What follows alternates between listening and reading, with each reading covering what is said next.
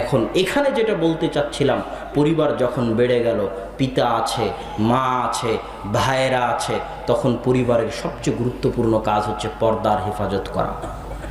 আপনি আপনার ভাবিকে দেখতে পাবেন না, কেননা আজ আপনার ভাই আপনার ভাবিকে তালাক দিলে কাল ইদ্যত পালনের পর আপনি আপনার ভাইয়ের বউকে বিবাহ করতে পারবেন। আপনি আপনার চাচিকে দেখতে পাবেন না, আপনার মামিকে দেখতে পাবেন না। আপনার চাচি আপনার মামি আপনার থেকে পর্দা করবে, কেন? আপনার মামা আপনার মামিকে তালাক দিলে, আপনার চাচা আপনার চাচিকে তালাক দিলে ইদ্যত পালনের পর আপনি আপনার মামি আপনার চাচিকে বিবাহ করতে পারবেন।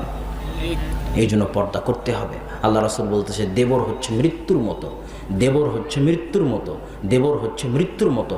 এই জন্য পরিবার যখন জয়েন্ট ফ্যামিলি হবে তখন বাড়িতে পর্দার রক্ষা করতে হবে। পর্দার রক্ষা করে যদি এক পরিবারে একই টেবিলে খেয়ে পরে পার করা যায় তাহলে তো অনেক ভালো। এবার এই পরিবারের সবচেয়ে গুরুত্বপূর্ণ কাজ, যখন জয়েন্ট